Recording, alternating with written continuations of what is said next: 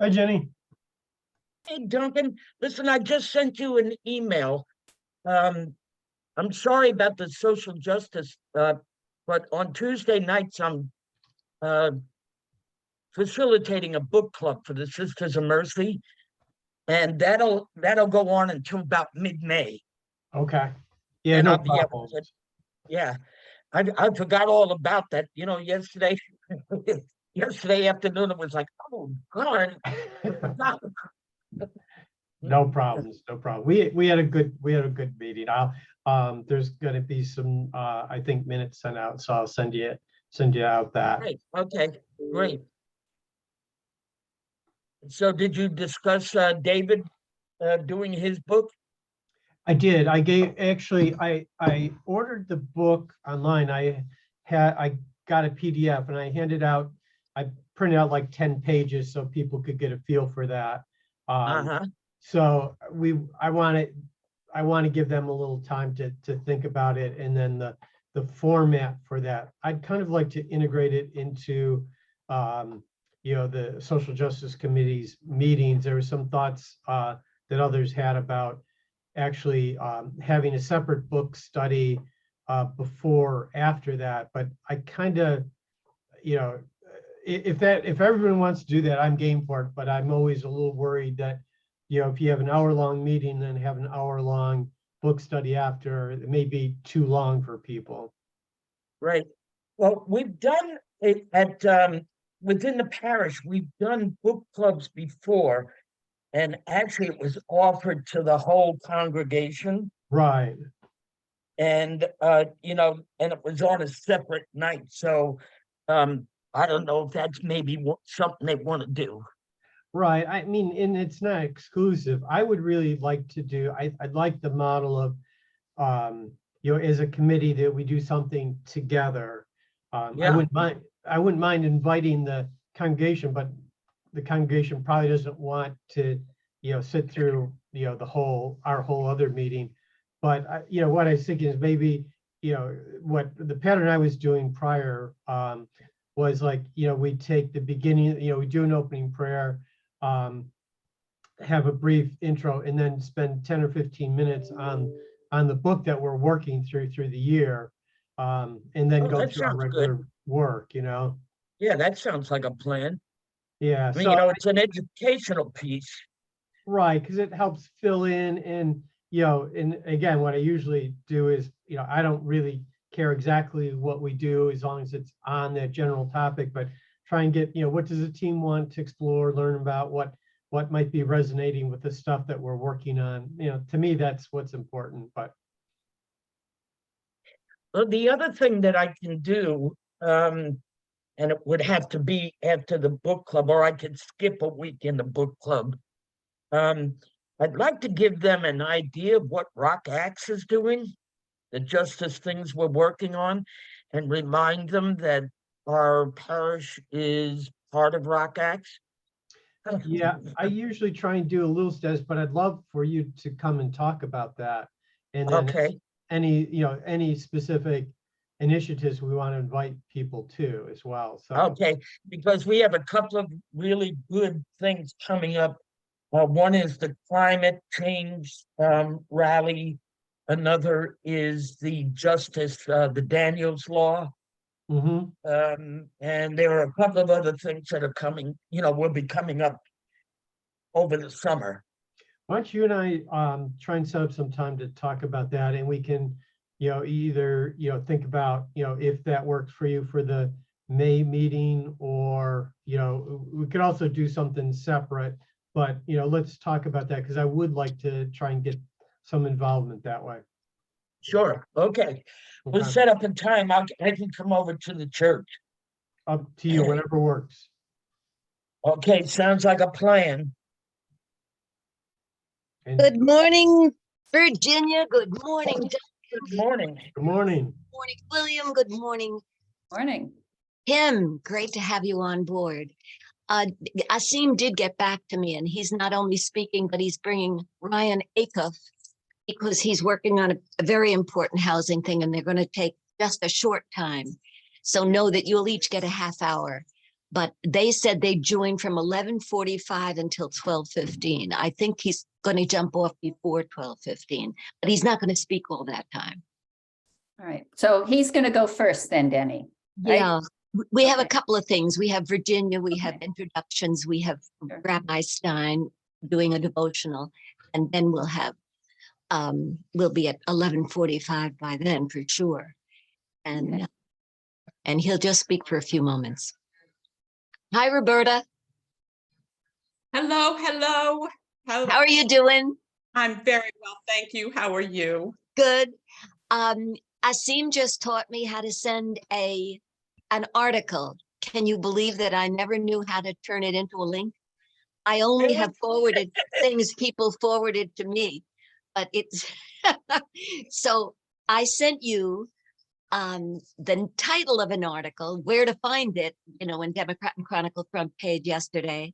And I asked most of you to get back to me if you think Rock Act should write in support of the two Justins, the Tennessee legislators who stood up for gun violence, safety. And the article was so well written by an Associated Press person and a person in Nashville and somebody else. And it's not only in the Democratic Chronicle, it's on the Associated Press sites too. But I just gave you the title and asked you, did any of you read it? Yeah, I did. What did you think of that article? I thought it was quite good, but I haven't been able to think about it yet. Okay, I haven't gotcha. had time. Yeah, gotcha. Yeah, Yeah. Denny, the only suggestion I would have, And I got your is- suggestion. You said to send Okay. it to Kim, and Kim did read it. I don't know that she Okay. read the article, but she read my letter, and she forwarded it to Barbara Grosh, who did get back to Okay. me. And so Oh, at the good. meeting today, at the very, very end, I will give you what the people who've given me feedback have said. Excellent. Okay. Hi, Ted. Did you get my article? I learned how to make a link just for you. I did see the email. I haven't read it yet, but I did see the Okay. email, so thank you. Yeah, I'm looking forward to you reading it, because I just think those guys are prophets, contemporary prophets. And hi, Peter, good to have you back. It's been a long time. Hello, hello. I'm here. Welcome, welcome, welcome. So it is 11:31, and I wish you a very warm welcome. We've got a very meaty agenda today. Not only do we have Rabbi Stein giving a devotional, we have Virginia giving a land acknowledgement. We have Kim Hunt-Uzelak giving an update on not only Family Promise, but housing in particular, for the housing deprived. And we have Ruth Marchetti, chair of ROCAC's Climate Justice Task Force and president of RECA, speaking as well. So we have Asim popping in briefly with Ryan Acuff, who have an urgent plea for us. So I think you're going to be happy you joined today. Let us begin with the land acknowledgement, Virginia. As a member of the Haudenosaunee Confederacy, we welcome you to our land. We acknowledge that we are on the lands of the Haudenosaunee people, who have been the caretakers for thousands of years. We give special thanks to the Seneca people, who have been gracious enough to let us visit and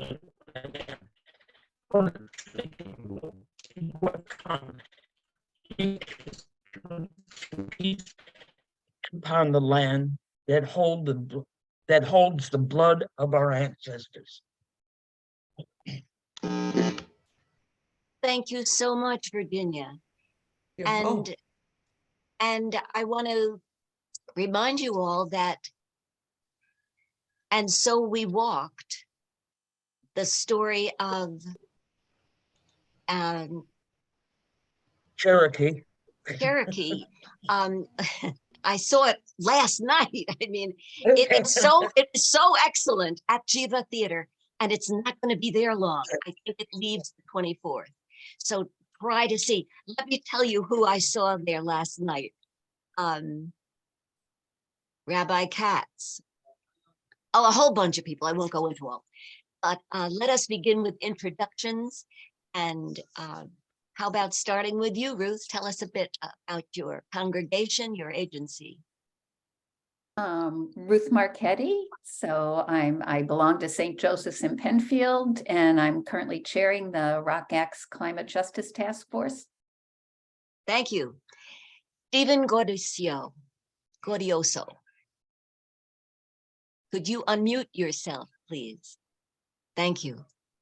Yes, I'm a member of the Third Presbyterian Church and have been part of an anti-racism group that's been going on for a couple of years now.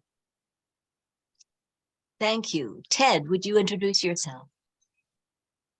Hi, Ted Polano, one of the pastors at Third Presbyterian Church, also on the Poverty, Housing, and Jobs Task Force, and trying to jump onto Ruth's task force too as well. Good. Yes.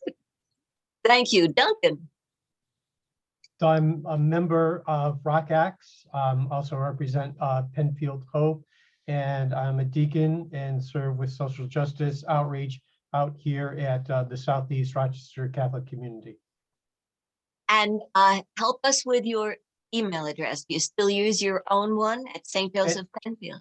Yeah, that works. And then you can also use just dharris@dor.org. Okay, thank you much. Yep. Rabbi Stein. Hi, everyone. It's good to see you. I'm Peter Stein. I'm the senior rabbi at Temple B'rith Kodesh, and as some of you know, was on sabbatical this winter. So I'm very glad to be back and back in conversation with you, and look forward to sharing some of my experiences when we can. Good, thank you. Kim.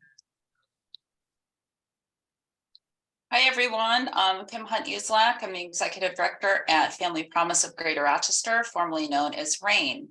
Thanks for having me here today. Thank you. Barry. Shalom. I'm Barry Swan. I'm the Madrich leader of Beth Haskalah, which is the Rochester Society for Humanistic Judaism. I'm also president of the Interfaith Alliance of Rochester. And I'm glad to say that Ruth Marchetti will be speaking at our meeting tomorrow. And if anybody wants to join us at that meeting, please just send me that in the chat, and I will make sure that you have an invitation. Good to see you, Ruth. Thank you. Rebecca.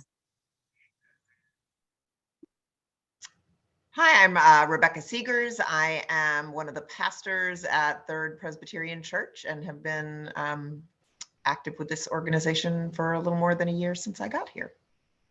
And we're glad you got here. Betty.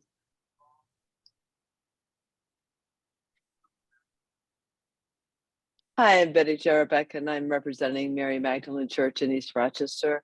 We are an inclusive church in the Catholic tradition, and I'm very pleased to be able to join all of you people who know so much more than I do, and I'm learning all the time. Thank you. Thanks, Betty. Lori. To see so many good friends here that we're working on various fronts here in the community. Faith community is Third Press, and I've been with Kim and team since the creation of what was RAIN, Family Promise of Greater Rochester, and sit on the board today. And I'll put a plug in. I'm heads down trying to get stuff done for another housing group. We are, plug would be for and I'll send it to you, Denny, so you can get it out. There is a community forum headed up by the Urban League. Monday, it's a Zoom meeting, 6 to 8. We're ready for 1,000 people, or will be. All the various raise recommendations, the city, county, RCSD, the various community organizations that are now working on them to truly move some things forward. And I'm co-facilitating the housing cart. So I'll send that to you, Denny. Yeah, is there going to be recording of that? Yeah, the reason I ask is I have meetings at the time.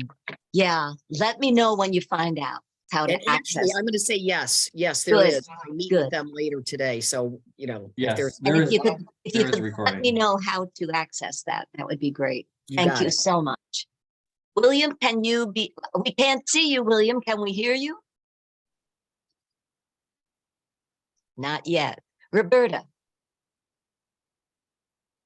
Hi, Not. Roberta Davis, Rock Acts, the Interfaith Alliance of Rochester. Thanks, Roberta. Brittany, would you like to introduce yourself and can we see you? Good morning. My name is Brittany Reed, and I am the advocacy coordinator at the Children's Agenda, which has the Interfaith Collaborative, and so I'm here in that capacity. Good to see you. Good to hear you. Phyllis? I guess you're muted. Oh. We can't hear you, Phyllis. I don't even see your little red microphone with a cross out. We still can't see you, so we'll go on to somebody else and then come back to you, okay? Let's see. There's no, he's got a. Carlos, would you like to introduce yourself? Yes, Carlos Santana. I work for Action for a Better Community. Thank you. Thank you. Hi, everyone. And Marilyn, I see your picture. Would you introduce yourself? Hello, everyone. Reverend Marilyn Cunningham, pastor of Grace Memorial CME Church. Good to have you on board. Are you still in Connecticut? I'm back home. Okay, good. Welcome home. Thank you. And we have a Rock Acts. Does that mean Henrietta is with us? Yes, hello, Henrietta Harriet, Executive Director of Rock Acts. Good to have you on board. And Reverend William, are you able to be seen or heard? It's good to hear everybody's name and hear your voices. William Great. Wilkinson, I'm president of Rock Acts. Great to Thank have you. you on board. Who have I overlooked? Phyllis, me. can you? Who? Ginny. I'm so sorry because you gave the land acknowledgement. I thought we all knew you. Please introduce yourself, Virginia. Okay, my name is Virginia Fifield. I wear a lot of hats. I'm a member of the Southeast Catholic community. I'm an associate of the Sisters of Mercy and serve on the International Justice Team. I'm a board member of Rock Acts, and I also speak for the Native community. Thank you. Now, Phyllis, can I hear from you? We still can't hear you. Phyllis, something's happening with your sound. Phyllis, we're going to go ahead and He was there. Phyllis, we're going to go ahead and have Rabbi Peter Stein give a devotional because we weren't able to hear you. Have to sign out and sign in again. Phyllis, you want to get off and sign in again? Maybe that will make the microphone work. Good.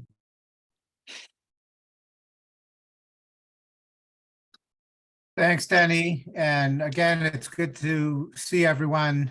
I want to begin our conversation with a moment of prayer. I'm inspired by this particular moment in the Jewish cycle, in the Jewish year. We recently completed the celebration of Passover, and that initiates a 7-week period in the year, which is meant to call to mind the journey from Egypt to Mount Sinai, really the journey from oppression to freedom to revelation. And so it's a season where we consider the possibility that we can transform the world. We can move from one place to another. We can eliminate the challenges and the limitations, the oppressions and sufferings that are so prevalent in our city and in our world. The blessing I'll recite is the traditional one for this season of the year. It says, Baruch atah Adonai Eloheinu melech haolam, asher kidshanu b'mitzvotav v'tzivanu al sfirat ha'omer. And I would translate that in this context as, blessed is God who urges us to count each day and to make each day count. Blessed is God who urges us to see blessings in each day, to see opportunities for growth and transformation each day. Blessed is God who allows us to have our eyes open to the suffering and to the needs of our city, and to find the wisdom and the courage and the strength to respond to those needs. Blessed is God who has brought us together today. May our conversations and reflections lift us up and send us forth to do the important work of transformation. Amen. Amen. Amen. Thank you. Thank you so much. Now, Asim, we don't have Ryan on yet. Do you want to speak now, or would you like to hold off until Ryan joins us? If I could hold off a couple more minutes, he should be joining at 11:45. Okay, how about that? We are right at the moment. The clock will say 11:45 in a couple of seconds.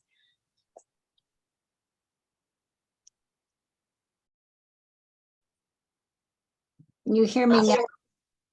Yes, Phyllis, please introduce yourself.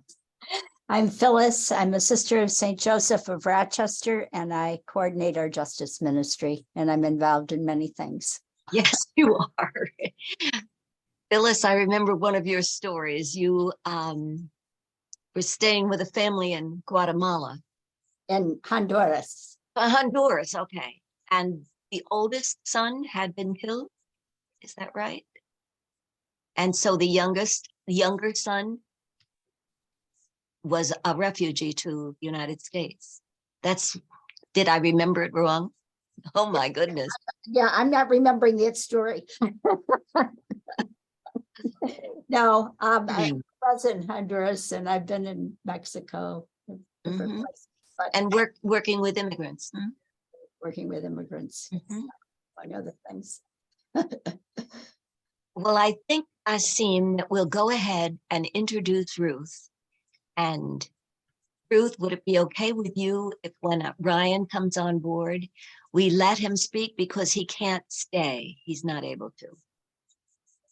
Absolutely. Hey, Ruth, Yes. thank you so much. Thanks. I did give Ruth and Kim a warning that we were going to have a little bit different, we weren't sure when Asim and Ryan would join us, but Ruth, we're so glad to have this because we're about to celebrate Earth Day, and you can help us do that, not only for ourselves and our own families, but for those we influence. So go ahead.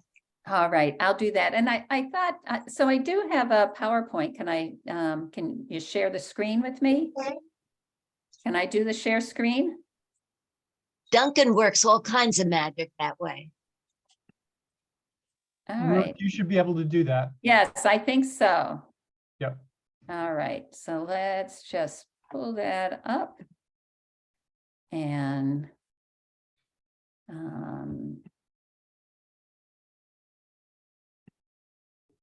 just interrupt me, please, when it's time. So just to go through these fairly quickly, we are the Climate Justice Task Force, and we do have relationships with other people. We have a diverse group who has been very supportive. But as a task force, I just gotta make this thing smaller. For the benefit of our eyes, we love it that size. No, I'm trying to make, but I'm having trouble finding my cursor. I'm trying to make the this smaller. There, get that out of the way. Okay. Oh, doesn't want to. I can't seem to locate my cursor. Anyways, all right. So as a task force of ROCACS, we are working for climate justice. This isn't going to work. Acknowledge that racism has been a driver for environmental harm, including in our community. Therefore, we commit to listening to the individuals and communities who have been most harmed. So climate justice means finding solutions to the climate crisis that not only reduce emissions or protect the natural world, but that do so in such a way that the world is then more fairer, more just, and more equitable in the process. So as injustice is the root cause of the climate crisis, so fighting for justice must be at the heart of the solutions. All right. I don't know why. Okay, I am going to get out of this full mode. I don't know why things aren't responding to me. Oh, there we go. But that wasn't next. Let's see if we can go back. Okay.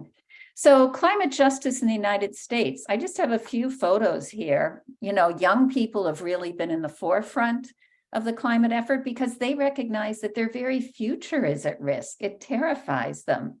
And they don't get why the older folks aren't quite paying as much attention. Even though you look at what's going on in our world, disastrous fires and floods. There's a picture down in the lower left-hand corner. Rising temperatures in Alaska have caused the permafrost to be so, softened that the very shoreline and the people who live there, you see the buildings that have been there forever falling into because the permafrost has become softened. In our world, weather disasters have become so much more intense, more water, more wind, resulting in, just disastrous efforts for the very poorest parts of the world.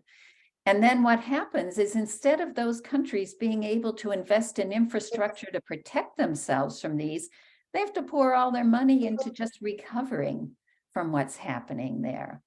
Same thing happening in our country. You see the money we pour into getting over hurricanes and floods and fires, instead of putting money into reducing our emissions and protecting our cities from, rising water levels. So taking a justice-based approach to emissions reductions means leaving no one behind in the transition to a low carbon economy. So this means everyone's essential need to housing, transportation, jobs, energy use, fair work, with a special attention to low-income people. So climate justice, we tend to think of, is this a tree hugging issue? Not at all. This is our very economy. So climate justice means that low-income housing is warm and safe and energy needs are met with affordable, sustainable, healthy energy. They should not be left behind for our own benefit. All those buildings emitting, greenhouse gases into the air threaten us, and we ignore. Do we need to go on to Asim? Okay, but climate justice means that the jobs created to insulate homes and businesses, install energy efficient solar, air-to-air heat exchange, geothermal systems, all those are union jobs, hiring and training people from the communities that are being served. So climate justice means that low-income neighborhoods have abundant shade trees and gardens for both food and beauty. So from a religious perspective, I keep hearing somebody, is it time for Asim? Maybe He hasn't come in as far as I know. Okay. Well, I can Ryan only is here. see a few Ryan is here, but people. please proceed, Ruth. We can wait. Okay. All right. So from my own tradition, we all know Pope Francis wrote his beautiful encyclical Laudato Si. And some of the things he says are so profound that apply to all of us. The urgent challenge to protect our common home includes a concern to bring the whole human family together to seek a sustainable and integral development, for we know that things can change. The Creator does not abandon us. He never forsakes his loving plan or repents of having created us. Humanity still has the ability to work together in building our common home. Here I want to recognize, encourage, and thank all those striving in countless ways to guarantee the protection of the home which we share. Do you recognize that young woman in the photo? She certainly is one. Yes, we all can thank her. But then he also says the natural environment is a collective good, the patrimony of all humanity and the responsibility of everyone. If we make something our own, it is only to administer it for the good of all. That, our faith of all sorts of faiths bring that that sense that the goods of the world are everybody's goods, that it's not for one person to grab more than our share. So that is why the New Zealand bishops asked what the commandment, thou shalt not kill, means when 20% of the world's population consumes resources at a rate that robs the poor nations and future generations of what they need to survive. And of course, we know that's us, that part of the world. But it's not just the Catholics. I have just a few short statements because there are many varieties of Christian statements. There are Buddhists, there are Hindu, Baha'i, the Muslims. This is one example of a Muslim statement, just saying about the growing awareness, and a quote from the Quran. Corruption has appeared in the land and the sea by what the hands of humankind have wrought, that he may let them taste some consequence of their deeds so that they might turn back. Or the Jewish Climate Leadership Coalition's founding statement, laying it out there, climate crisis is real. You know, I have statements from so many religions that affirm that we're all in this together. So for the ROC-ACT's Climate Justice Task Force, we're still finding our way. We're learning and listening to see how we can best impact our community. But so far, we've been focusing on 3 areas: advocacy, gardens and green space, and affordable, sustainable retrofits for city churches and their congregants. We worked on the RG&E rate case, advocating and getting people to make phone calls. We worked on the Climate Jobs and Justice campaign, which is run by New York Renews. So we've been working on that. And that's not just about climate. That is, again, about fairness. It's about jobs. It's about housing. It's about making sure we're putting resources where people need it most. So the task force has invited speakers from a variety of city residents who are leading efforts to establish gardens and green spaces. Lucienne Nicholson from Inclusive Woods and us. And we worked on a garden that Flower City Noir was putting in. I have some pictures on the left. That garden is very close to where the Daniel Prude Garden is, right off Jefferson, right on Samuel McCree Way. And it's also the site of one of the many monuments to people who have died by violence, by gun violence in this city. So, you know, it's a fitting memorial. You can see they're laying down the cardboard and putting the compost soil. The one on the right is up off of Bay Street, a beautiful, beautiful garden that just was part of a tree canopy tour. It was fascinating to see it. But there's so much urban gardening going on in our city, and we want to support that and not make it harder for people to do. It's good for food, it's good for green space, it's good for building community, to have beautiful places where people can gather. It's actually been shown to reduce violence when you have green spaces like this that draw people to them. So one thing that we're really working on right now is affordable, sustainable retrofits for city churches and their congregants. So a game changer, the Inflation Reduction Act now provides a 30% rebate on such energy saving things as solar panels and geothermal systems, insulation, windows. And this applies to nonprofits. It used to just be a tax benefit, but now nonprofits can get this rebate. Unfortunately, 30% off doesn't help a small congregation with fewer resources. So we're working with Reka and with others to facilitate getting that covered. They're actually, one group we're working with is the Climate Solutions Accelerator. Brett Peters is the commercial energy advisor. And we're each applying for some grants that will help to bring some funds to Rochester that could be available to these lower income congregations. But it's really important that those congregations right now get connected with Brett and get an energy audit so that they're in line for some of those resources, because it helps to have that work done first. So we're working on reaching out and connecting to the faith communities in the city of Rochester to try and make that happen. I know I was having a conversation with Reverend Cunningham. We already have connected the Abundant Life Faith Center, and they've had their energy audit. So they're in line for that. Partners.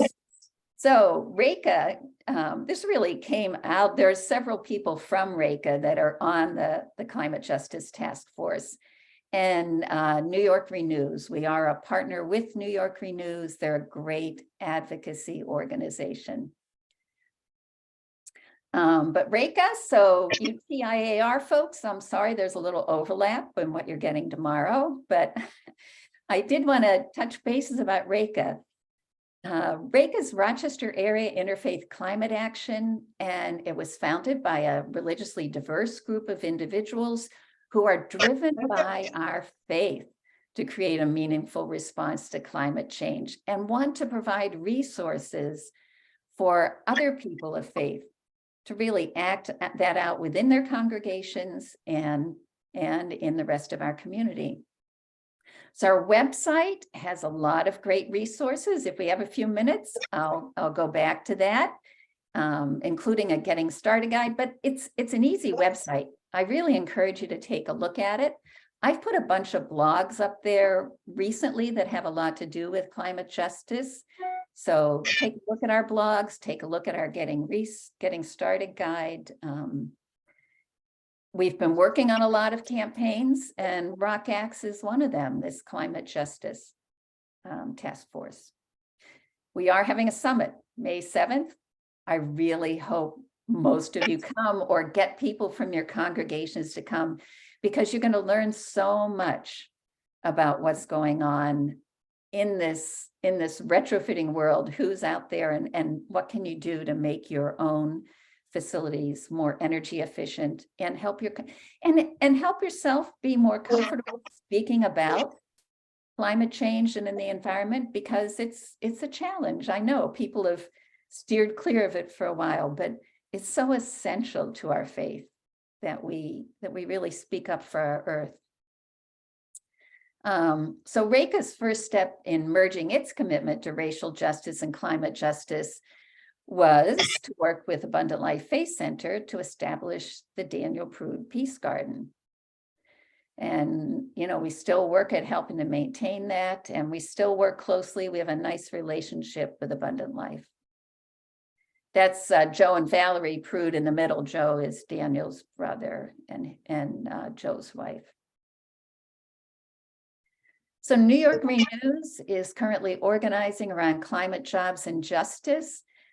This is what I'm saying about, it's not just about the environment. It's how can we build an economy around making our world a livable world, and making it fair and just, that we have just jobs, and that we take care of the housing of all people, not just those who can afford to put more insulation or new windows or new energy retrofits on their house. Everybody should have access to this. And how are we going to fund it? So already New York State has some great, great laws, but we haven't really figured out a way to pay for it yet. So advocating for making polluters and the ultra-rich pay. So, and that's another part of New York Renews. Here's the RECA Interfaith Climate Summit, May 7th.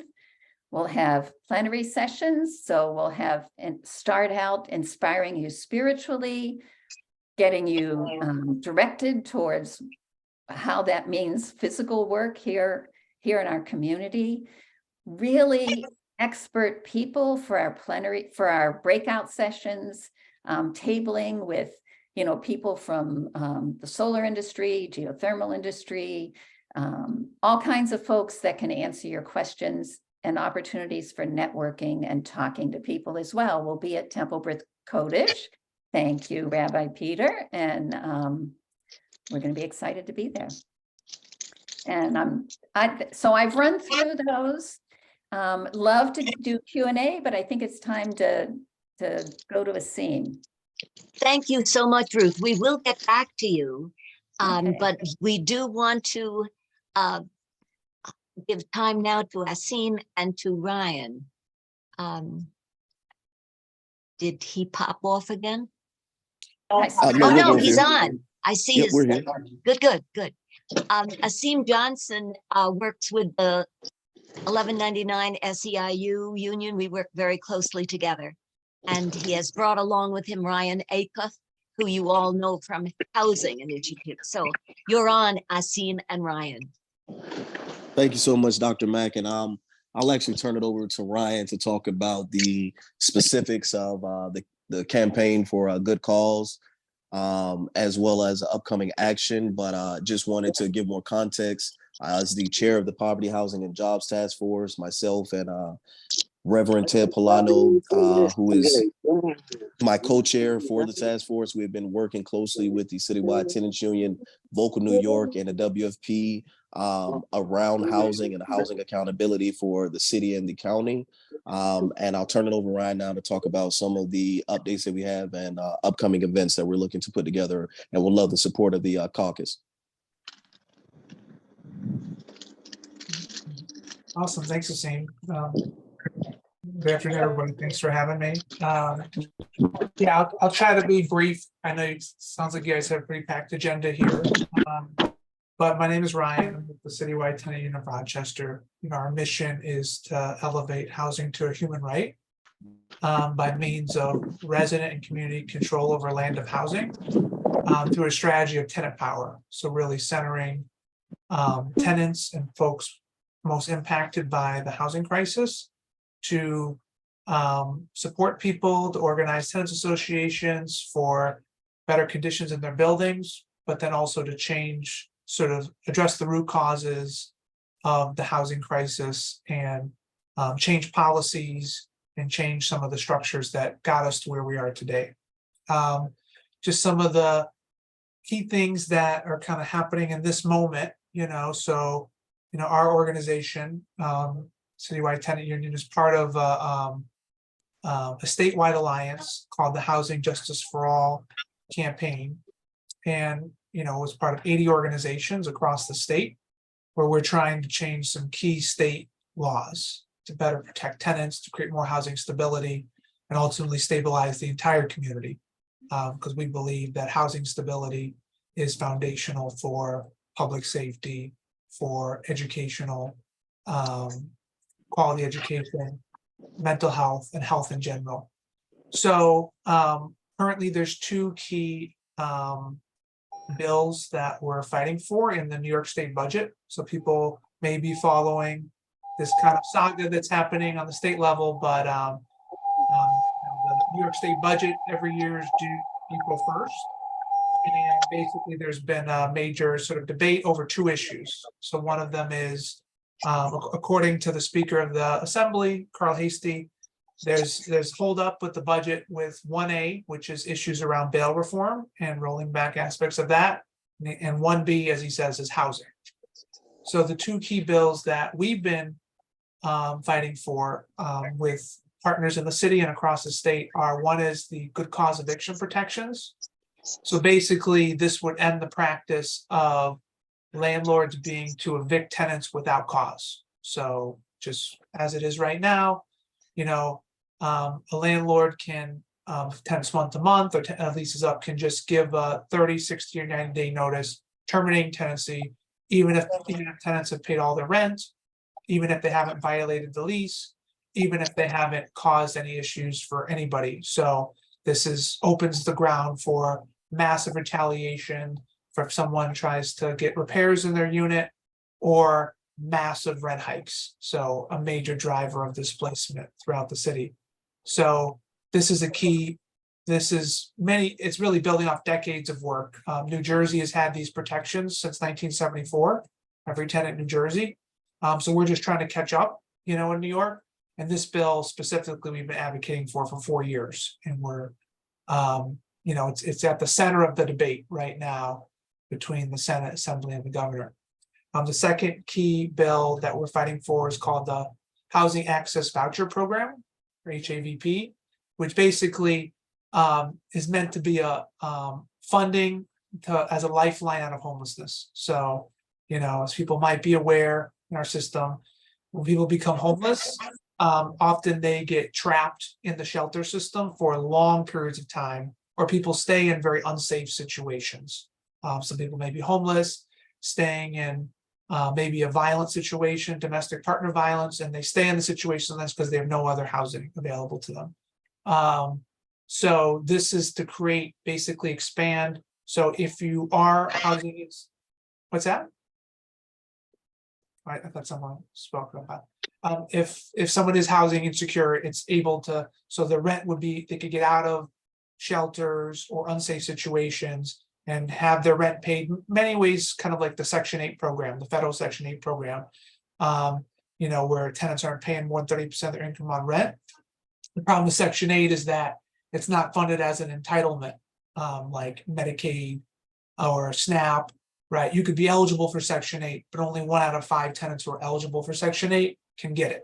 It's intentionally underfunded to create this deep housing stability in our country, right?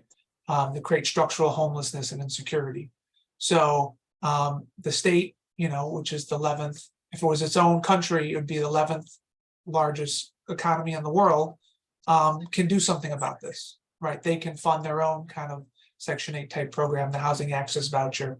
So we want to do eviction protections to keep people out of homelessness, out of poor conditions. We want to offer a lifeline and funding to get people out of homelessness, out of unsafe situations. So these are kind of the 2 key bills that we're fighting for. We really have some support from both the Senate and Assembly leadership, and opposition from the governor on these proposals. And then as far as our local delegation, the 5 state legislators that represent portions of the city of Rochester, 4 of them wholeheartedly are co-sponsors and publicly in support of these 2 bills. So that's Senator Sonoma Brook and Assembly members Harry Bronson, Sarah Clark, and Damon Meeks. So the challenge has been ensuring up support, has been with one of our local senators, Senator Jeremy Cooney, who represents the west side of Rochester, Greece, and Brighton, and some portions of downtown.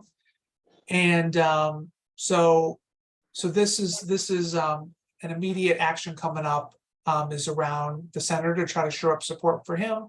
And basically when he ran for election the first time, he was in support of good cause eviction protection. When he was elected and became senator, he was a co-sponsor of the bill. Then he signed off the bill.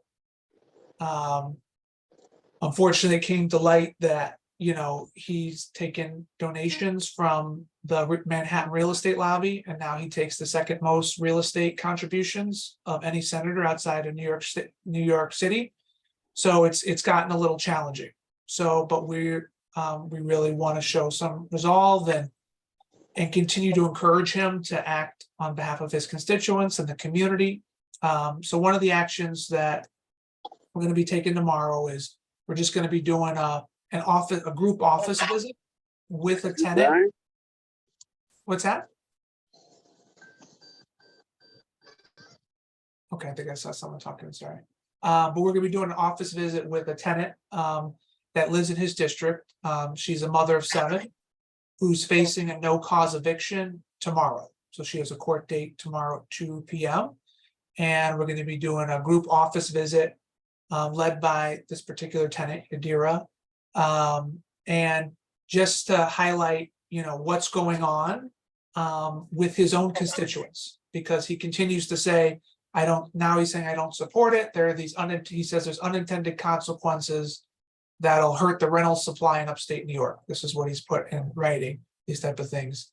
We're not aware of any evidence of that, but we are aware of every single day people living in housing insecurity, people getting terminated, no cause evictions, and people's rents going up dramatically. So So this is just one way we're trying to shore up support. I know we were planning potentially a faith-based press conference on Monday. You know, we didn't necessarily get it together in all the ways we wanted to in time, but that's something we want to potentially partner with. If folks are still interested in the future. So regardless of what happens in the budget, which may or not be done quickly, we don't know, but we're still going to be advocating strongly on this till June 8th, which is the end of the legislative session. So we really just want to get our senator on board. We can't change the entire state balance of power, but if we could get our 5 legislators clear, consistent, taking a strong issues on housing rights, this will change the budget negotiations. This will change the housing negotiations, and it will help our community and communities across the state. So that's why we're focusing on Senator Cooney at this moment. So I'll just leave it there for now, but I'm open if people have any clarifying questions or thoughts, anything like that. And Asim, what would you add to that? I would just add, once again, I'm the chair of the Poverty Housing and Jobs Task Force. This is going to be an ongoing battle. Would love the support of folks here on the call, as well as if you can help to spread the word within your respective networks. As a task force, we meet the first Thursday of each month from 6 to 7. Can definitely get that information over to y'all, and would love for you to join us as we continue this fight around housing, jobs, and overall creating a better and just community here in the city of Rochester. And thank you so much, Ryan, for taking the time to speak with the group. And I really hope that we can get some support for the action tomorrow. Yeah, and just to reiterate, so tomorrow for folks that are available and interested, we're just going to be doing a group office visit centered around this tenant at 12:30 at his office downtown, his district office. And even for folks that, what's that?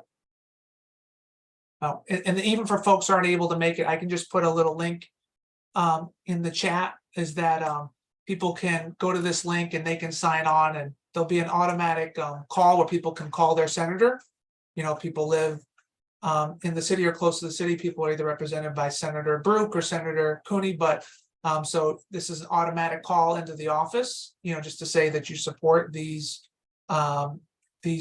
protections to get people out of homelessness and keep them housed. And then even if Senator Cooney is not your senator, if you're not a constituent, we would still encourage folks just to call to say that this is a priority for the community. So thank you. Thanks so much. What's Cooney's phone number? Have you Jeremy Cooney's phone number? Yeah, let me pull it up real quick here. I have it on the phone here. Yeah, because when Duncan sends me the chat, it's not highlighted, so you can't just click it. And that's an awful lot of numbers and letters to repeat. Yeah, of course.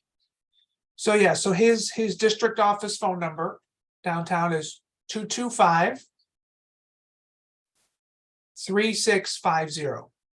Okay, I'll certainly call. I wish I could be with you tomorrow. I'm going to pray for you from the meeting I have been committed to. Thank you. And we'll be having more events, and we'll get people Let us partner know. and give people a lot of lead time in the future. So Great. Let us know. I know that some of your work you can't give lead time. I understand that, but when you can do, and we want to hear from you, even if you can't give us lead time, because maybe somebody can show up. Great. Thanks so much for all you both do. Thank you so much for tremendously important. I went with Asim just last week to Albany on the New York State budget, that the Medicaid rate would not be cut. Instead, it would be raised, because healthcare workers, being essential, might deserve a living wage. It does seem to make sense, doesn't it? Yes. Yeah. All of this is connected, every bit of it. I would like to spend more time with both of you and with Ruth and with each one of you, because I know the work you're doing is so important. Now we will hear from Kim, and then we will go back and hear more from question Ruth, question Kim, and see how we can support and how we can work together. Kim is the executive director of Family Promise, and the church that I worked in for 20 years until I recently retired was one of the founding hosts for RAIN, and we valued our interactions with the homeless families, and we're delighted to support that organization and under its new name, because the work is tremendously important. So Kim, we're eager to hear from you. Thank you, Denny. I'm also going to share my screen.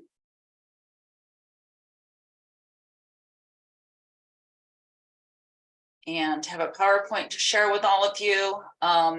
Actually, Ryan, your presence on here is so opportune because I have some advocacy efforts at the end of this presentation, and one is about housing justice for all, and that link about the voucher program and the good cause. So yes, I agree, Denny, it's all connected. Climate, housing, equity, justice. So thank you. Let's see.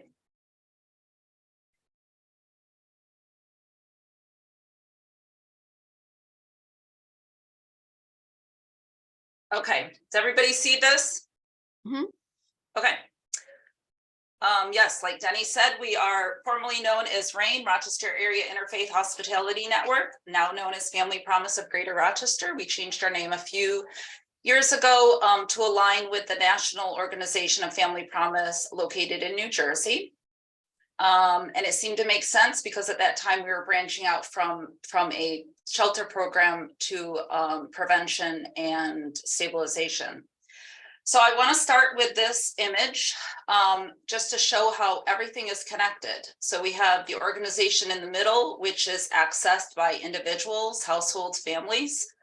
That organization, individuals are largely impacted by what's going on in a community. For sake of our talk today at the City of Rochester, all of this is greatly impacted, as we all know, by the systems that are in place. Many of these systems are inequitable and unjust, and that's I think what Rock Acts does such a wonderful job of bringing to light and giving space to those issues. So I thought I'd first just run through kind of the overview of Family Promise. For those of you, I think most people probably know about Family Promise or RAIN, but we did change our mission and vision. So I just wanted to give a brief overview of where we're at as an organization before I get into more of the systemic issues about housing and housing as a human right. So the mission of Family Promise of Greater Rochester will assist families at risk of or experiencing homelessness to achieve sustainable independence by providing person-centered, holistic services in collaboration with the greater community. And our vision, Family Promise of Greater Rochester will have achieved success when affordable, decent, equitable housing is seen as a human right, and every family has a place to call home. And this is us. We are a small staff of 7. I have been with the organization for 13 years. I can't believe it. And we've gradually grown. We started out as largely a grassroots organization with the support of the national organization, which I mentioned. We do not get any financial support from national. We get support through programming. They might send a grant our way, a grant opportunity. They certainly provide support to me as an ED, but no financial support. So here we all are, wonderful staff. We truly support each other. So a bit of history. We opened our doors in April 26th of 2004, again, as RAIN. Our founders, Nancy Frank and Reverend Roderick Froman. Many of you probably know Reverend Froman and perhaps Nancy Frank got together and recognizing the increasing of family homelessness in our community, decided to open an affiliate in the Rochester community. So the national organization, again, is based in New Jersey. There are over 200 affiliates throughout the United States following this model of interfaith hospitality, which was our founding model. So Nancy and Rod got together and decided to open an affiliate here. And it's largely the history of Family Promise is that it's largely the utilization of volunteers. So as Denny mentioned, congregations living out faith through acts of social justice. So at one time you had 1,800 trained volunteers that helped us walk alongside families as they were experiencing homelessness. So the founder, Karen Olson, I always like to share this quote. A simple act of compassion set in motion a national movement to end family homelessness. And our 3 core programs. Prevention and diversion program is now our largest program. It provides families with security deposits and rental assistance to help prevent them from becoming homeless or entering a shelter. So we get about 200. We currently have an online portal for rental assistance. We had to move to an online portal because of the number of requests we were receiving over the last few years. So we open the portal for 1 week every month. We get about 200 requests through that portal. Our budget restricts us to helping about 10 households. So if you do the math, that's about 4% of those that request assistance. We are able to actually provide assistance to. The rental assistance, of course, is to prevent an eviction. Ultimate goal is to keep a family housed, of course, to maintain that stability and avoid the trauma of being unhoused. Security deposits are for families that are doubled up or in unsafe situations. We decided last year to restrict our security deposits to that population of households versus families exiting shelters, because in shelters, it sounds weird to say, but they have the ability to have a Vispidat done and be put on the waiting list and perhaps get rapid rehousing. So we saw a greater need as those families who are doubled up or need to leave unsafe situations. So we provide security deposits to those households.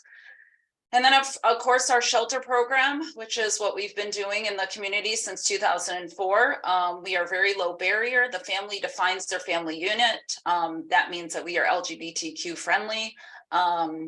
We don't really screen out for anything. If you need shelter and we have the ability to house you, to help you, we will bring you into shelter.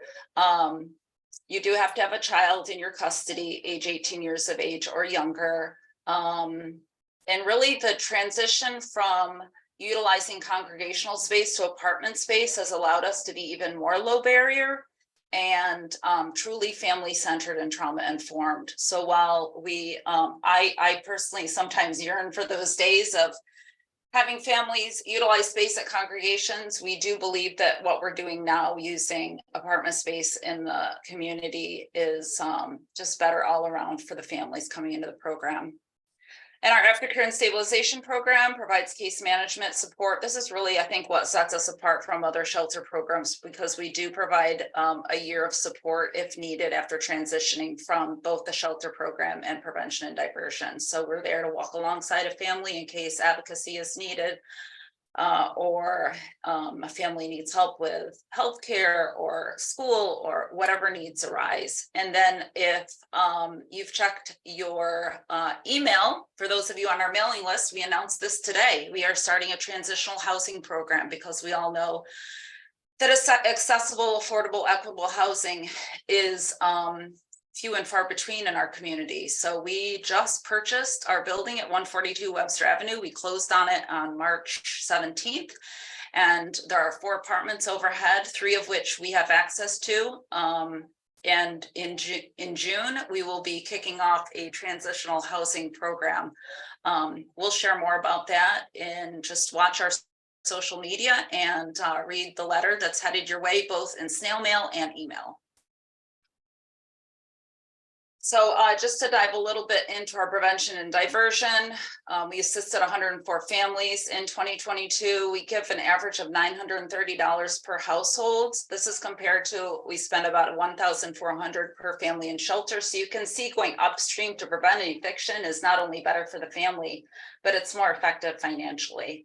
I talked about the requests that come in, and most of our referrals do come through 211 Lifeline or direct contact. And for those of you who have been over to our place on Webster Avenue, this is the front of it. The only thing missing from the picture is an extra poster that right now says "Stop White Supremacy." This is our day center at 142 Webster Avenue. We have been here since 2017. I mentioned the 4 apartments that are available on the 2nd floor for our future transitional housing program. And then we have 6 apartments on Portland Avenue and Ketchum Street for shelter. You all know that we transitioned from the use of congregational space. You may not know that we had a brief stint in hotels, realizing that that was not family centered. We moved to the apartment model of shelter, and we're still using that model. 30 families were assisted through our shelter program in 2022. We received over 600 calls for shelter in 2022, compared to an average of about 200 to 300 in previous years, even before the pandemic. So lifting of that eviction moratorium in January really impacted the number of families calling for shelter, as well as just the lack of housing and being able to move families out of shelter into permanent housing. 66% of families transitioned into permanent housing, again, very low for us. It's usually closer to 80, again, speaks to the lack of affordable, adequate, decent housing in our community. This is a snapshot of one of the apartments we use for shelter. And we reached a point in the presentation when I want to do some engagement with you all. It's easier to do this in person, but I've asked you all to think of a word or an image that comes to mind when you think about home. And you can put it into chat if you want to come off mute and just share a word. Anything that comes to mind when you think about home.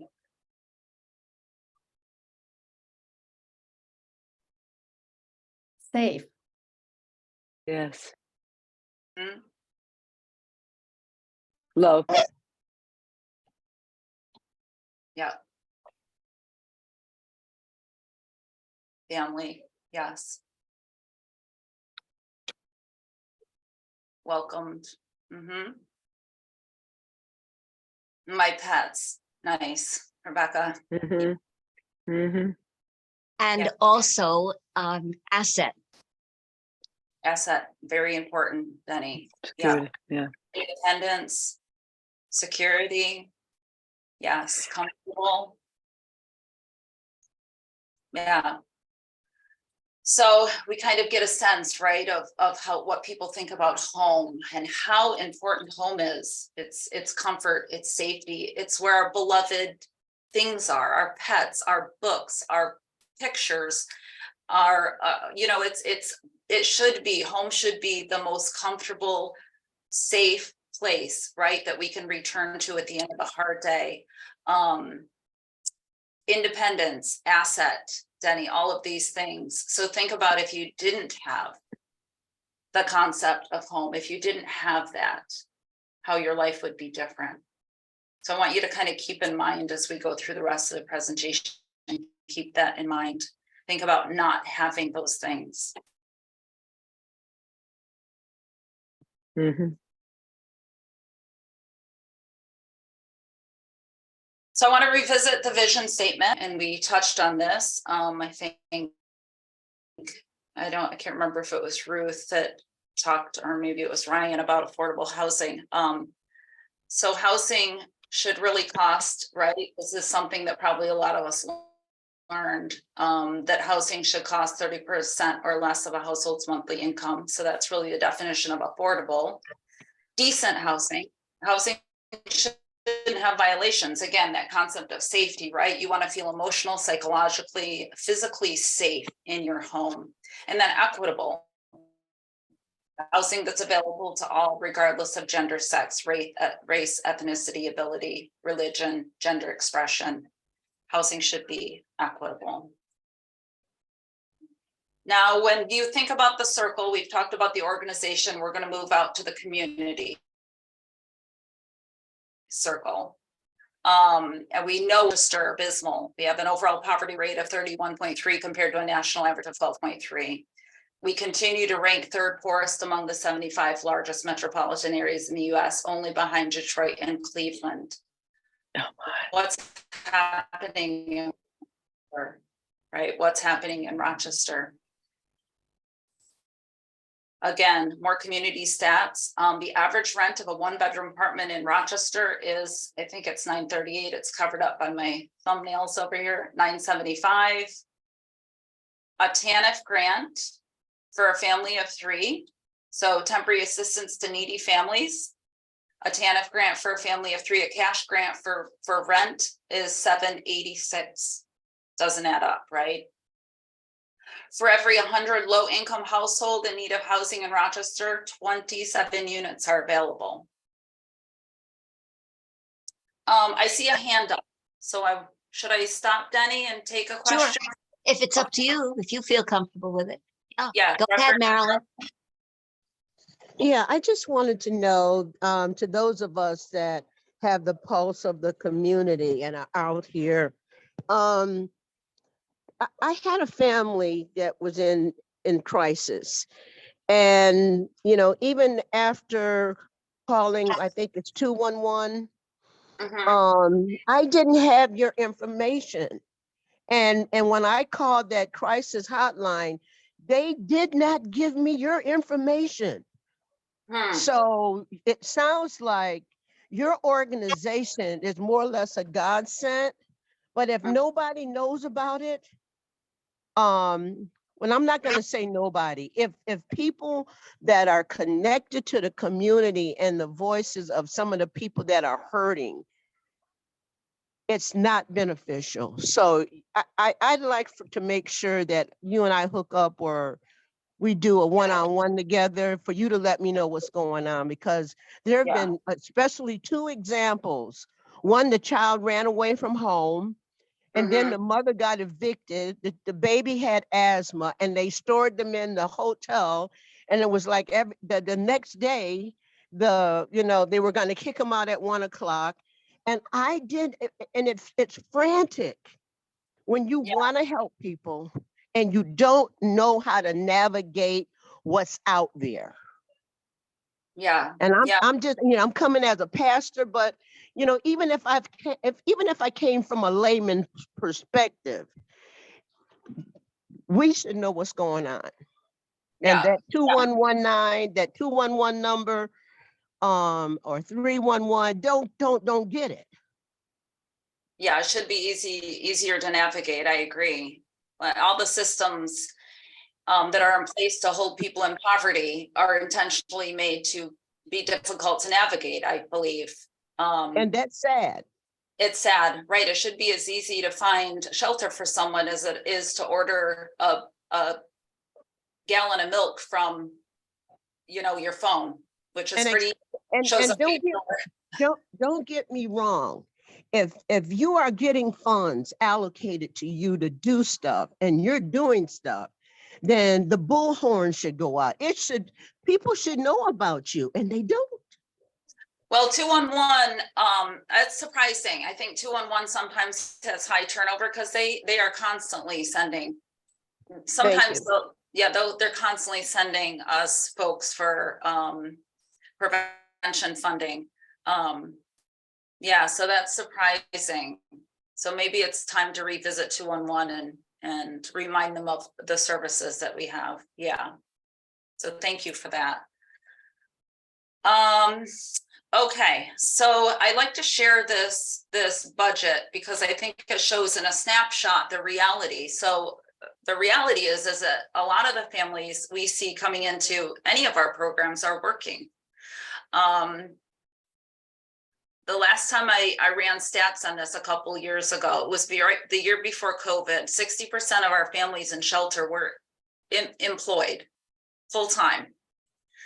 So this is an actual family's budget. So making minimum wage, $14.20 an hour, 35 hours a week, which is full-time, $25,800 a year, which translates to net of $1,600 a month.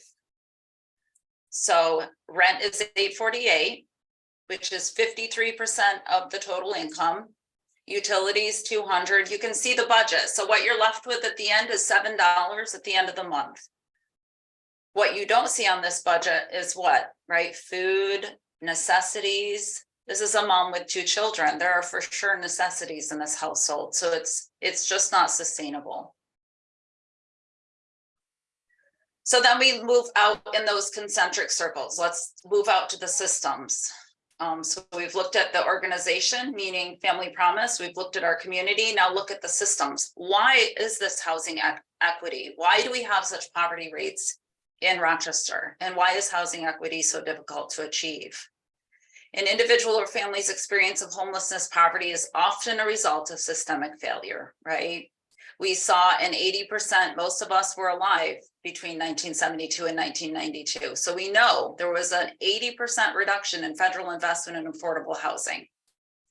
We know there was a deinstitutionalization of the mental health care system, right? We know these things, these all impact today the inequities we're seeing in housing. And we also know that we have a long history in this nation of systemic racism that still exists today in our neighborhoods, region, and country through redlining, federal housing opportunity loans, racial covenants, all lead and have led to today's racial wealth gap and the inability to maintain a living wage and to build equity through home ownership. Some facts that I like to share just to really give an idea of the impacts of history on our city. The most segregated school district border in the country exists between New York's Rochester City School District, which has a poverty rate of 47%, and neighboring Penfield, which has a poverty rate of just 5%. And I cross that line every day. I live in the Brighton Browncroft neighborhood. My kids went to school at Penfield. It takes me 7 minutes to get to work. 7 minutes from Corwin Road in the Brighton Browncroft neighborhood. I go out, I turn, I go under the 590 overpass. I cross this line. I go from 85% white neighborhood. And I do this sometimes as I'm driving. Oh, 60% white, 50% white, 40% white. And then it turns into 85 to 90% community of color, right? As you go from my neighborhood 7 minutes away. So that's an intentional line to segregate our district. It's the most segregated school district border in the country. And in fact, 5 of Rochester school district's 8 borders are listed among the most segregated in the country. And we all know why housing is important, right? We shared some of the concepts of home. It leads to healthier individuals, families, communities. If the family is stable, a community is stable. Stable employment, the community is more likely to be safe. There's a less concentration of poverty. So healthy communities leads to private sector investment. Folks might be more willing to invest in a neighborhood to build up neighborhoods, strengthening of neighborhood institutions.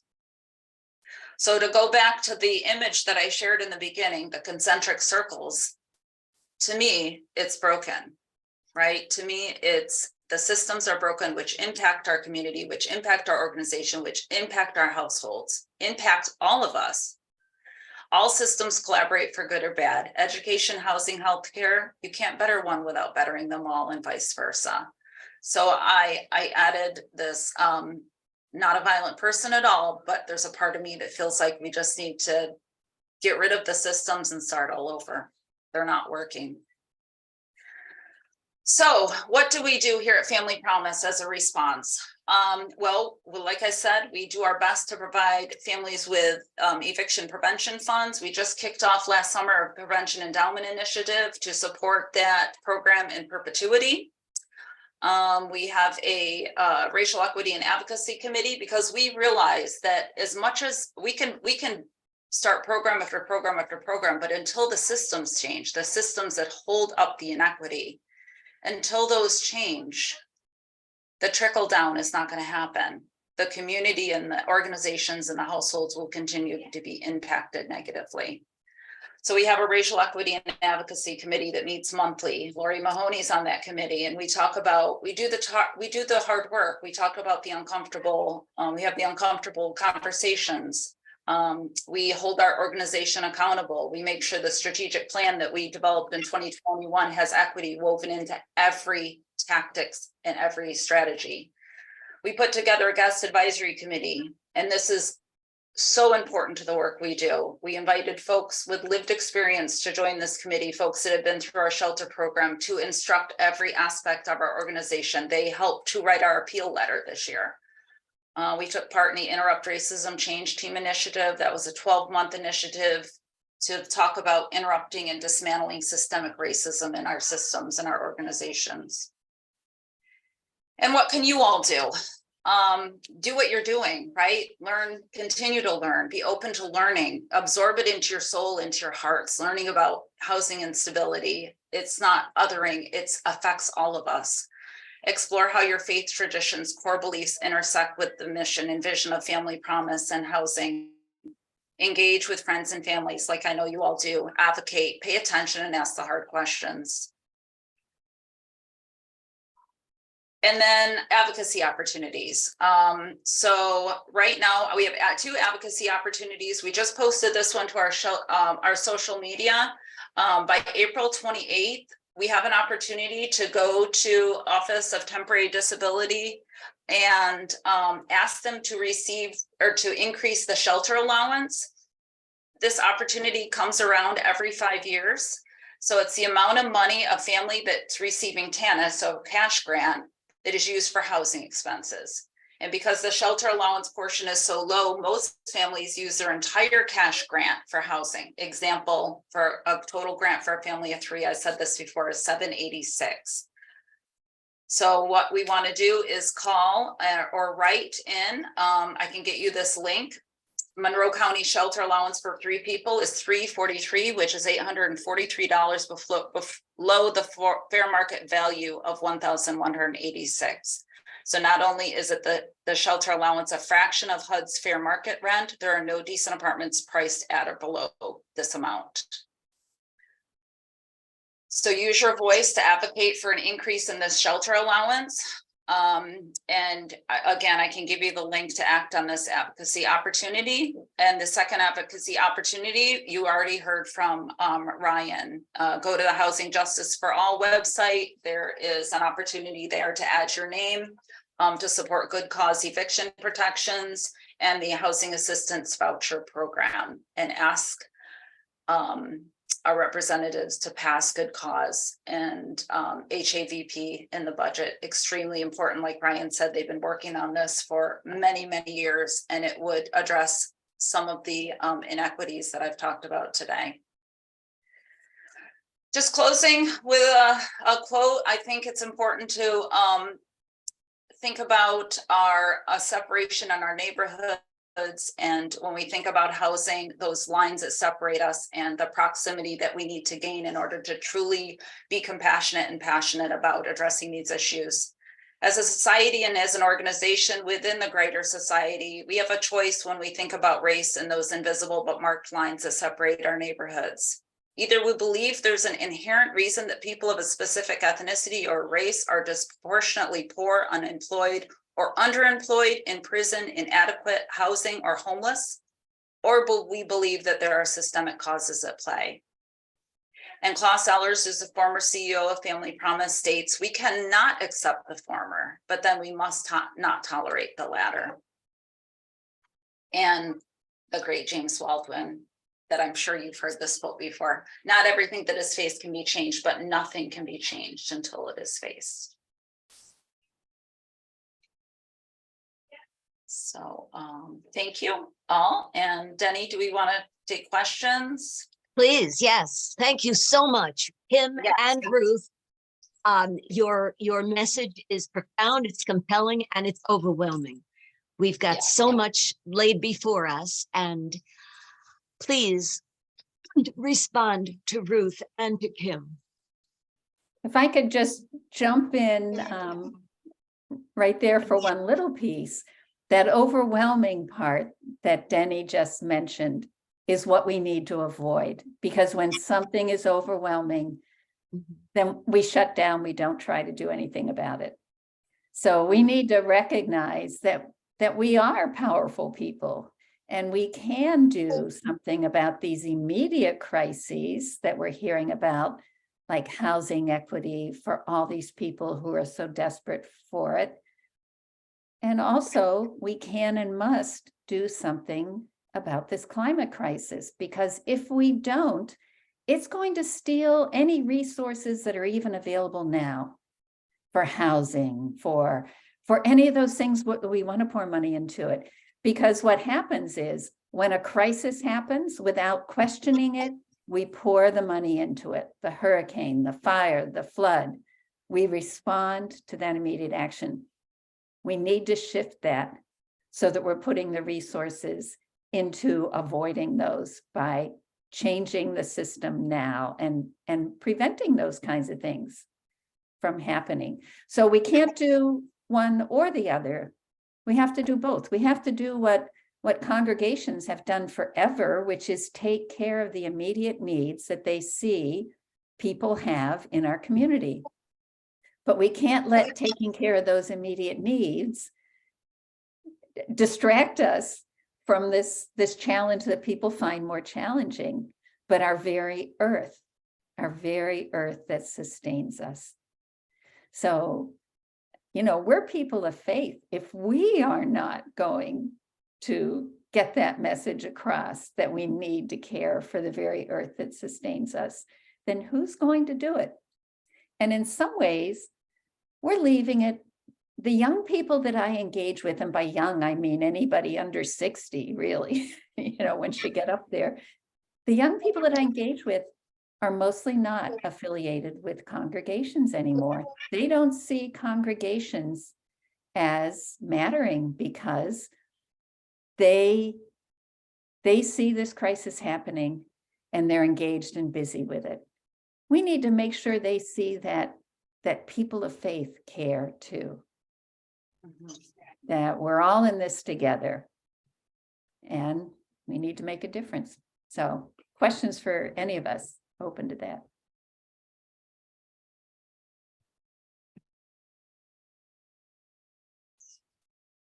What are some of your congregations doing this climate change?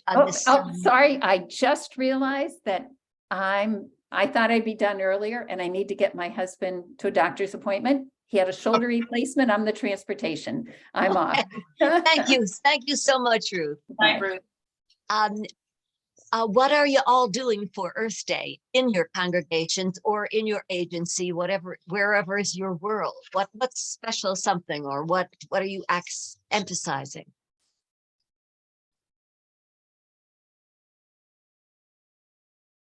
Oh, come on. Do I have to tell you about my bake sale? We are going to lay out material about climate change at our bake sale this week at Assumption. But I hope it's mentioned in the Prayer of the Faithful in all of your congregations. Is it something that you can do? You can write to the person who is responsible for that role in your congregation to see that prayer is lifted. And we have this expression that's run amok recently: thoughts and prayers don't matter. But you see, everyone on this call knows thoughts and prayers do matter. It's when you don't complete the sentence and leave that phrase that it seems to some people irrelevant. The people on this call, we know how much thought has to go into safe, affordable, available housing and every aspect of climate change and every other justice issue, and how much prayer has to go into it too. And the expression, pray for the hungry, feed the hungry. That's how prayer works. Prayer puts us in touch with all of the power that has ever been to make a positive difference in whatever aspect is on our hearts and minds. The Holy Spirit, whatever you call this power, is working. It's working through certainly the presenters today, Ruth and Ryan and Asim and Kim, are cooperating with grace, working with God. And each of us is too, when we don't use safe, affordable, single-use plastic. Name some things. Let's use our last few moments together to name some of the practical, simple ways that we can make a positive difference. Yes, Debbie. Debbie, you're muted. Really nutty question. You know, we go to FEMA when we have fires, floods, and so forth. Why can we not go to FEMA for temporary housing units that they bring to such an area and plunk them down where some space in Rochester to have housing for these crisis emergencies? We do not apparently have enough housing for families that desperately need it. So they go to a hotel for a little bit, or one of those apartments you showed. But we seem to need much more than that. We So do.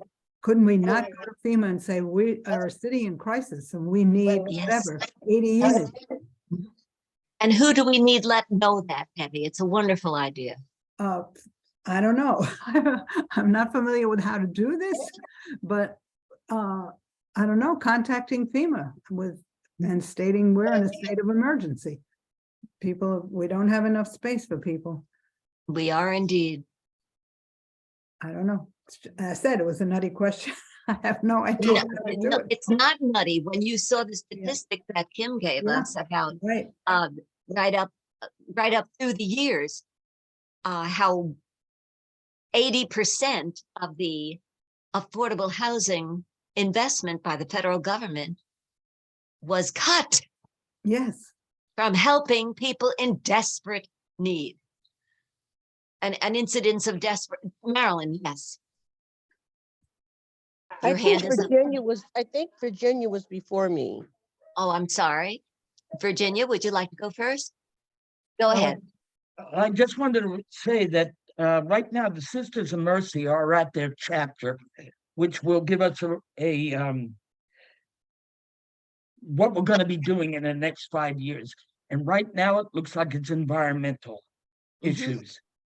And also one of our associates just got a $250,000 grant for Hope Housing. So we'll be working with Hope Housing too. And tell us a little bit about Hope Housing. Where is it located? Well, it actually is going to be in, what they do is take families who have been displaced for whatever reason, whether they were evicted, whether they, have lost their home, whatever. And they take families and they will house them. But what they do is very similar to what Bethany House does. Gets them on their feet, gets them into a job, gets them into training, gets them into education. And in the meantime, take care of health issues that children might have, health issues that the family might have. So that's going to be, right now, I guess the list is like 100-something people, and we have the ability to house like 40 families. And is that local? That is local. Beautiful. Well, we need that information on the 211 emergency call line, along with Family Promise. Right. Desperately. Yeah. Thank you. Marilyn. Yes, I just wanted to say, it makes a difference when people know what's going on. And like I stated earlier, we got Reverend Ted on the line, and we've got Lori Mahoney, these people that work with RAIDS, and they know of some things that's going on. It's sad when the Band-Aid has to be put on because you don't have any other recourse. But if you knew something different, you would do differently. And like the individual, the woman just said previously, well, who do we get in touch with? That should not be. Some of us, there's some answers right on this Zoom that we can do some things, but people just don't know how to navigate the system. And, people are hurting out there. And the thing, it's like a domino effect. Make no mistake. You get put out of a house, you got kids, they can't go to school, you got a sick child, you can't get around. It's a domino effect. And it just, sometimes a family never recovers. it never recovers from that just getting put out on the street. And I know that's what's going on now. A month or so ago, I walked with Sister Beth downtown at the transit center, and I think Pick was with us, trying to, just talking to people. Do you need housing? Do you need this? Can we help you with this? There's a lot going on, but then we're siloed. We're siloed in some of the stuff that we're doing. And I'm hoping as RAS continue to find solutions to make a better Rochester, a beloved Rochester, we come together so we can work together and then we're not siloed. I enjoyed going out with Sister Beth because there are people out there hurting. They're hurting and they don't know what's available. So I look forward to talking with Lori and Reverend Ted, to join up. I know I'm on enough stuff as it is now, but if I can do anything as clergy, because a lot of times it comes to us. And the first thing we do is that's what I down to try to keep this child from you running away from home. No, you're not coming over here to stay at my son's house because you can get in trouble. We got to do something for you. And then that was a domino effect. It went to the mother. And then from the mother, it went to the baby that was sick. And she wasn't going to school, the child that was trying to find a place. She ran away from home.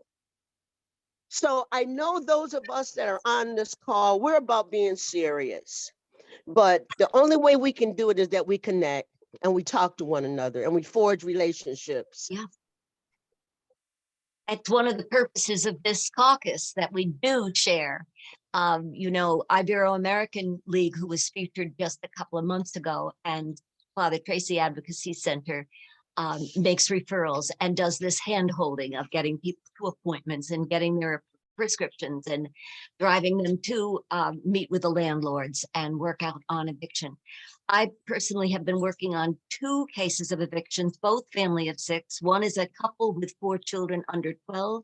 The other one is a family of 6 from Eritrea who's been here 5 years. The other family I just mentioned has only just arrived last week. One of them is being evicted this week, and the other one is being paid for by Catholic Family Center Refugee Resettlement. And there's a whole lot of people working on this, but to make it happen, but the basic problem is the radical injustice.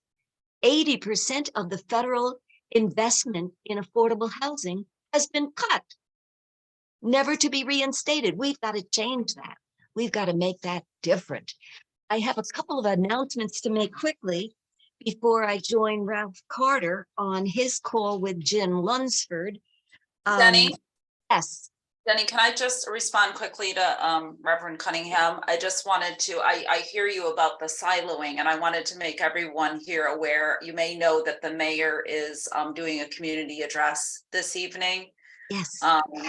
Yeah, so he was on the Homeless Services Network meeting this morning talking about the Housing Quality Task Force. So Lori, we should connect about that, because I hear you with siloing. There's this Housing Quality Task Force that the mayor has, then we have the race report on housing, and they really need to be talking and communicating. I just wanted to let everybody know that knowledge is power, and we should all tune in to hear the mayor. And how can we do that, Kim? Let me just check this. As Kim is checking that, let me say that there's a conflict. I'll be at the Rochester City School District and then walking to, I think it's the Public Safety Building, with a group that gathers at the Rochester City School District at 5:30 tonight. But please, if you don't do that, do what Kim is. We Pardon will me? be walking there and then over to the police station. Yeah, so some of us will be doing that, and some of us can watch Malik Evans. And Kim, how can we access that? I just put the text on for the live. I added the chat to the chat. All right, sorry, I added the link to the chat about the live stream. It's tonight at 6 o'clock. Yeah, 6 o'clock, live stream 2023 State of the City address at 6 p.m. You'll be able to watch the live stream on that link I put into chat, as well as on Spectrum Cable.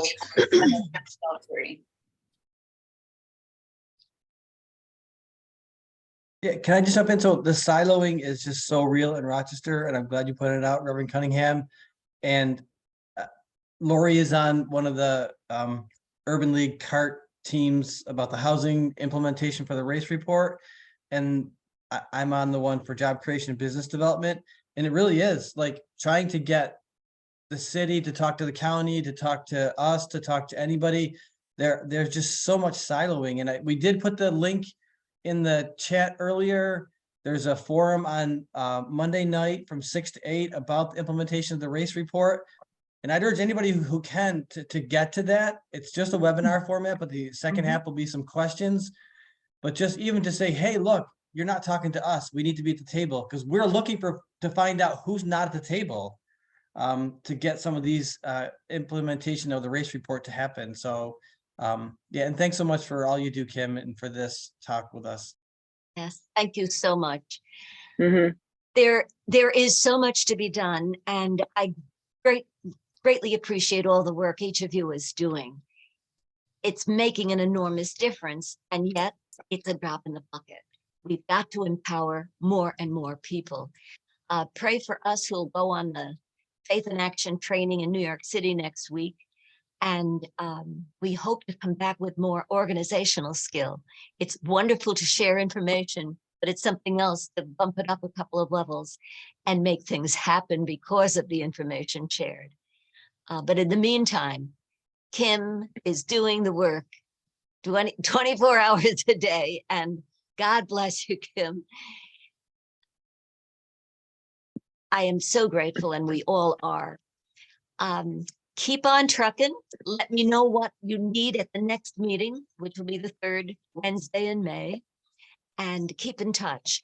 Yesterday, I sent to you, and most of you, an invitation to read the front page of yesterday's Democrat and Chronicle, an article called Tennessee Expulsions Bring to Life Civil Rights Era of the 60s.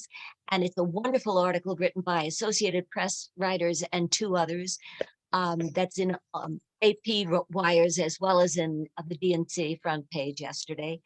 And it cheers us on for advocating for voting rights, for other civil rights.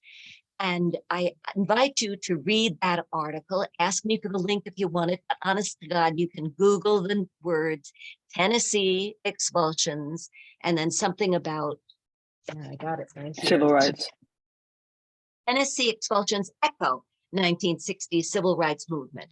And you'll get that and read it. It steers us on to advocate and to address this change in the civil rights legislation, and other civil rights need a reboot. And this is connecting the dots of all of these justice issues. Thank you for what you're doing, and keep in touch with one another and with me so that we can really get the conversations going and more things happening. Shari Halliday Kwan, who's the pastor of First Unitarian Church on Winton, and Barbara Grosh, who's a member of League of Women Voters, responded to my request about this Tennessee